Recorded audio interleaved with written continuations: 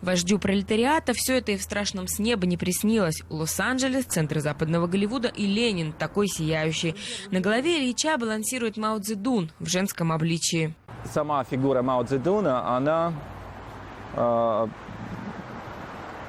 таком виде, какая она есть, объясняется тем, что сам Мао Цзэдун находился под влиянием своей жены, поэтому объясняется вот эти вот женские очертания его образа. И длинный нос, это, конечно же, то, что правдивостью, наверное, он не отличался. Автор книги о русском Лос-Анджелесе Иван Подвалов рассказывает, скульптура весом в 4 тонны украшает перекресток уже 5 лет.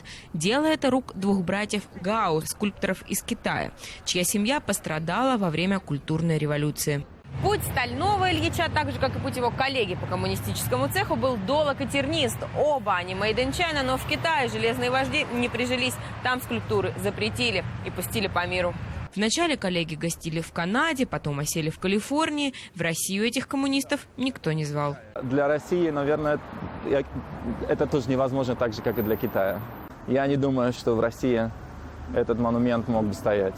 Зато в Лос-Анджелесе этот железный дуэт в почете. Мы заботимся о памятнике и полируем его так, словно это машина. Мы каждый день протираем его. Главное, чтобы не было отпечатков пальцев. Интересно, что эту скульптуру ни разу не атаковали. Никогда не было на ней граффити. Это огромное уважение к художникам и к сегменту истории. Правда, некоторые прохожие на вопрос о том, чья же это голова, теряются в догадках. Не знаю, Эйнштейн. Нет даже идей. Это Зигмунд Фрейд или что-то типа того.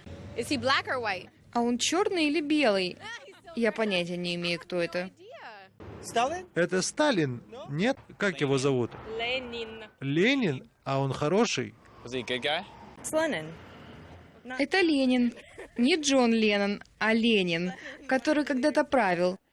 Зеркалить перекресток Владимир Ильич и Мао Цзэдун будут еще год. Потом на это место приедут экспонаты из России и подвинут вождей. Куда? Пока неизвестно.